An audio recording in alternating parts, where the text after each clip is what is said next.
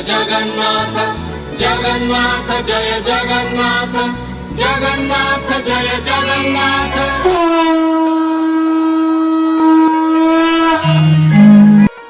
जय जगन्नाथ, जय जय श्री जगन्नाथ। मंगलम भगवान विष्णु मंगलम गरुड़ध्वज मंगलम पुंडरीकाक्ष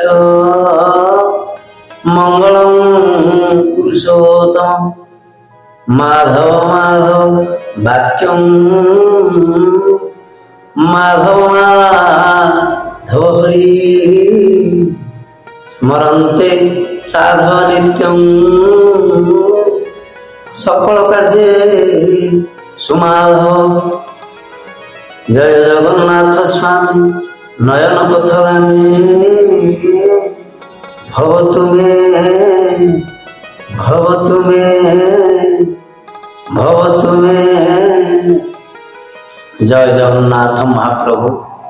सर्वप्रथमे कोटि कपिलनाथ कालिया शांत श्री चरण अरविंदरे अनंत कोटि दंडवत करुछि। मोर समस्त जगन्नाथ प्रेमी श्रोता मानू मुठू मूर्ख आपण मानक भूमिष्ठ प्रणाम करुछि। जगन्नाथ कथा मु कौन बा कहबी, से तो अपार असीम असीम। प्रभु जगन्नाथ आज पूरे भक्त भावर कथा कहबी।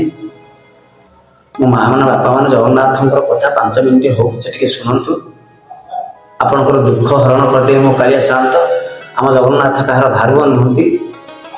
आपण टिके भावरे मजिगले मो कालिया शांत आपण पाखरे ठिया करे जेकोसी रूप से आपण घरे ठिया करेंगे यह सुनिश्चित। मो जगबंधु जगन्नाथ त्रिवार सत्य जीवंत देवता ये कलिजुगर जीवंत देवता है जगबंधु जगन्नाथ कपिलनाथ। वीडियो टी शेष पर्यंत देखिए मोर आशा और विश्वास। आपण मानक आज जन भक्त गीता पंडा को विषय मु आज वर्णना करी। अर्जुन मिश्र बोली जड़े ब्राह्मण थे। से अर्जुन मिश्र प्रत्येक दिन भिक्षावृत्ति करती। गीता पंडा नाम परिचय था। से कहीं प्रत्येक दिन गीता पंडा जीवन श्रेष्ठ है गीता पढ़िया। परिवार से गीता पढ़िले ना समग्र संसार मिछ मोहमायार संसार एक सत्य गीता। से गीता को जीवन ठार अधिक भल पाती। संसार प्रति एत लोभ न था। गीता प्रति जी लोभ था। प्रत्येक दिन अध्यायटी गीता पाठ करती। दिनकर घटना लगी रहा 3 दिन झड़ी तूफान वर्षा। आ गीता पंडा कुआड़े भिक्षावृत्ति करने को जापारे ना। पत्नी आसिले कहले कौन बस खाली गीता दिन राति पढ़ुव एमती। छुआ मोर उपास रही। छुआ मैंने किसी खाई ना 4 दिन है। जाओ कौन कौन भिक्षा अर्पण कर आण। मो छुआ 4 दिन काल किसी खाई ना। गीता पंडा एका लक्ष्य थाए गीतार से पढ़ी था। पत्नी आउ थे कहले हेटी बा शुभुची ना नाई। मो छुआ 3 दिन है किसी खाई ना। अकारण तम जीवन जीव मो छुआ को जीवन जीव। गीता पंडा को पत्नी कटु वाक्य कहले धीरे धीरे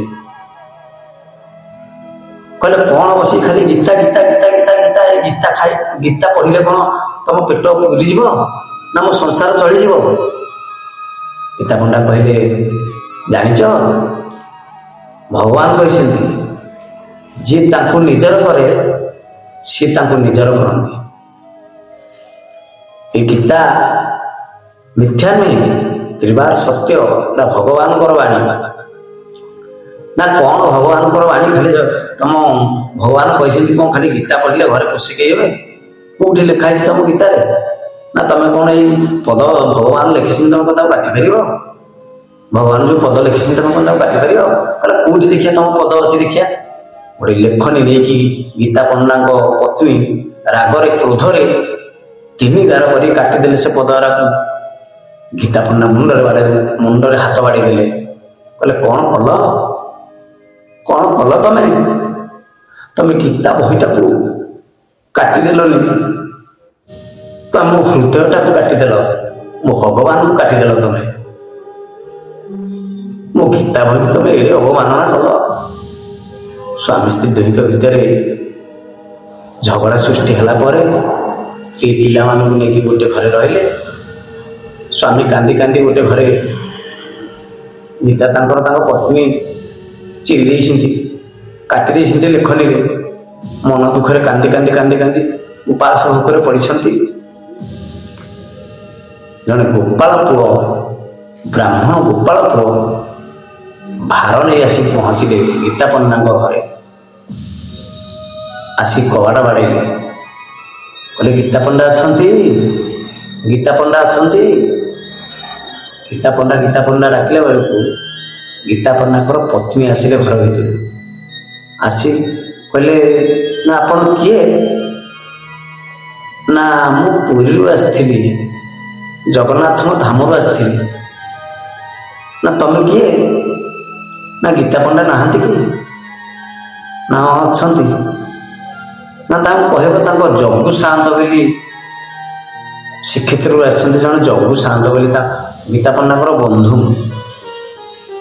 କହିଲେ ହଉ ହଉ, କଣ ଆଣିଛ?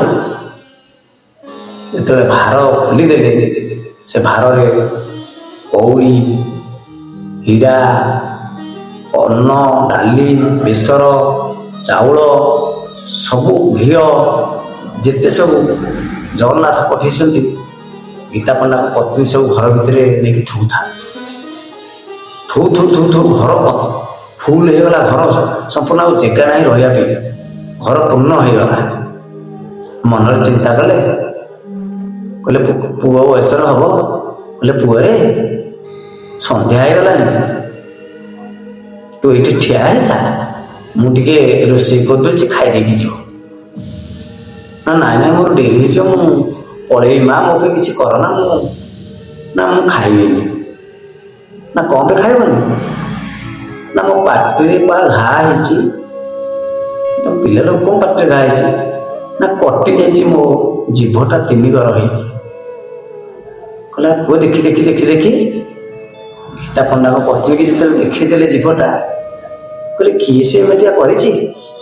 ଛୋଟ ପିଲାଟିଏ, ନିରୀହ ପିଲାଟିଏ, ଗୋପାଳ ଘର ପୁଅଟି, ତାକୁ କିଏ ଏମିତି କରିଛି? କାହାର ଏତେ ସାହସ? ଗୀତା ପଣ୍ଡାଙ୍କ ପତ୍ନୀ କହୁଛନ୍ତି। ଜଗୁ ସାଆନ୍ତେ ପଳେଇଲେ। ଘର ପରିପୂର୍ଣ୍ଣ ହେଇଯାଇଛି।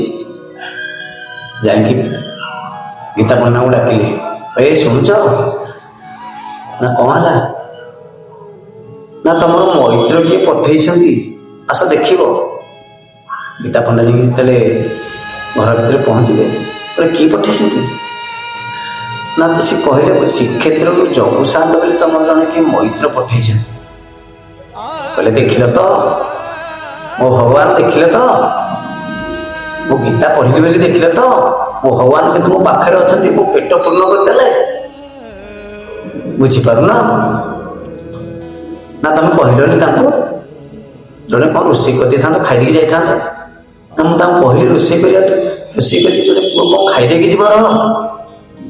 ସେ ମନା କଲେ। ନା କାହିଁକି ମନା କଲେ? ଖାଇବାକୁ ଜଣକ ଏତେ ଜିନିଷ ସେ ଆଣିକି ଆସିଛନ୍ତି, ଟିକେ ରୋଷେଇ କରି ତାଙ୍କୁ ଦେଇ ଦେଇଥାନ୍ତା। ନା ତାଙ୍କ ଜିଭରେ ବା 3ଟା ଗାର ହେଇକି କଟି ଯାଇଛି, ସେ ଘା ହେଇଯାଇଛି। କିଏ ଏମିତି କରିଛି କେଜାଣି? ଗୀତା ପଣ୍ଡା ମୁଣ୍ଡରେ ହାତ ବାଡେଇ ଦେଲେ। କହିଲେ କଣ କହିଲ? ତାଙ୍କ ଜିଭରେ କଟି ଯାଇଛି 3 ଗାର? ତମେ ସେ ଗାର କରିଦେଇଛ ମୋ ଭଗବାନଙ୍କର। ସେ ମୋ ପ୍ରଭୁ ଭଗବାନ ଆସିଥିଲେ ମୋ ଘରକୁ, ତାଙ୍କ ଜିଭକୁ ତମେ କାଟିଦେଲ? ନା କେମିତି କଟିଛି? ନା 3 ଗର ହେଇକି କଟି ଯାଇଛି। ଗୀତା ପଣ୍ଡାଙ୍କ ଆଖିରୁ ଧାର ଲୁହ ବୋହିଗଲା। କହିଲେ ପ୍ରଭୁ, ତମେ ଭାବ ବିନୋଦିଆ ଠାକୁର ପ୍ରଭୁ, ଭାବରେ ମୋତେ ବାନ୍ଧିଦେଲ ପ୍ରଭୁ, ମୁଁ ତମର ଋଣୀ ହେଇଗଲି ପ୍ରଭୁ। କହିଲେ ଦେଖିଲ ମୋ ପ୍ରଭୁ କେମିତି କଥା କହନ୍ତି, ଦେଖିଲ ତାଙ୍କ ବାଣୀକି ତମେ କାଟିଦେଲ। ନା ମୋତେ କ୍ଷମା କରିଦିଅ, ମୁଁ ଜାଣିପାରିନଥିଲି। ନା ଚାଲ କାଲି ସକାଳୁ ପାଇଲେ ମୋ ଭଗବାନଙ୍କ ପାଦ ତଳେ ଯାଇକି ମୁଣ୍ଡିଆ ମାରିକି କ୍ଷମା ପ୍ରାର୍ଥନା କରିବ। ସ୍ୱାମୀ ସ୍ତ୍ରୀ ଦିହିଁ ଯାକ ପତି ପତ୍ନୀ ସକାଳୁ ସ୍ନାନ କରି ଛୁଆଙ୍କୁ ଧରି ଯାଇ ଶ୍ରୀକ୍ଷେତ୍ର ପୁରୀରେ ପହଞ୍ଚିଲେ। ଯେତେବେଳେ ଶ୍ରୀକ୍ଷେତ୍ର ପୁରୀରେ ପହଞ୍ଚିଲେ, ଗରୁଡ଼ ସ୍ତମ୍ଭ ପଛପଟେ ଯାଇ ସ୍ୱାମୀ ସ୍ତ୍ରୀ ଭଗବାନଙ୍କ ଆଖି ସହିତ ଆଖି ମିଶାଇ ଦେଲା ବେଳକୁ ମୋ ପ୍ରଭୁ ଟିକୈବଲ୍ୟନାଥ କାଳିଆ ସାଆନ୍ତଙ୍କର ପାଟିରୁ ଧାର ଧାର ଧାର ଧାର ରକ୍ତ ବହୁଛି ତିନି ଗର ହେଇ। ଗୀତା ପଣ୍ଡା କାନ୍ଦି ପକେଇଲେ, କହିଲେ ଦେଖ ତମେ ମୋ ପ୍ରଭୁର ପାଟି କାଟିଦେଲନି, ତାଙ୍କ ଜିଭ କାଟିଦେଲନି, ତମେ ମୋତେ କାଟି ଦେଇଥାନ୍ତ। ମୋ ଛାତିଟାକୁ କାଟିଦେଲ, ମୋ ଭଗବାନଙ୍କୁ ତମେ କାଟିଦେଲ। କ୍ଷମା ପ୍ରାର୍ଥନା କଲେ, ମୁଣ୍ଡକୁ ବାଡ଼େଇ ଦେଲେ ଶିଳାପଥରରେ। ପ୍ରଭୁ ତମ ବିନା ମୁଁ ଅଧୁରା ହେଇଗଲି, ପ୍ରଭୁ କ୍ଷମା କରିଦିଅ। ଆପଣ ମୋ ଜୀବନର ନାଥ ପ୍ରଭୁ। ପତ୍ନୀ ମୁଣ୍ଡ ବାଡ଼େଇ କାନ୍ଦୁଥାନ୍ତି, ସ୍ୱାମୀ ସ୍ତ୍ରୀ ଦୁହେଁ ଯାକ ଭଗବାନଙ୍କ ପାଦ ତଳେ କାନ୍ଦୁଥାନ୍ତି। ଜଗବନ୍ଧୁ ଜଗନ୍ନାଥ ଟିକେ ହସ ମାରିଦେଲେ, ମନ ଦୁଃଖ କରନି, ମନ ଦୁଃଖ କରନି। ମୁଁ ବସିଛି ନୀଳାଚଳ ଧାମରେ, ନୀଳାଦ୍ରିନାଥಂ ଜଗତମାଧି ସମୁଚିତಂ ସ୍ୱରୂପ ଶୈଲୋକ୍ୟନାଥಂ ଶ୍ରୀନୀଳପୁତ୍ରାଧିପତି ବରେଣ୍ୟ ସୁରେନ୍ଦ୍ର ବନ୍ଦେ ପ୍ରଣତସ୍ୟ ନିତ୍ୟಂ। ଜୟ ଜଗନ୍ନାଥ, ଜୟ ଜଗନ୍ନାଥ, ଜୟ ଜଗନ୍ନାଥ। ଭିଡ଼ିଓଟି ଆପଣ ମନକୁ ପାଇଥିବ ମୋର ଆଶା ଏବଂ ବିଶ୍ୱାସ। ବହୁ ମାତ୍ରାରେ ସେୟାର କରିବେ, ଆପଣମାନଙ୍କୁ ପଇସା ପଡ଼ିବନି। ଲାଇକ୍ କରିବେ, ସବସ୍କ୍ରାଇବ୍ କରିବେ, ସେୟାର କରିବେ। ଜୟ ଜଗନ୍ନାଥ।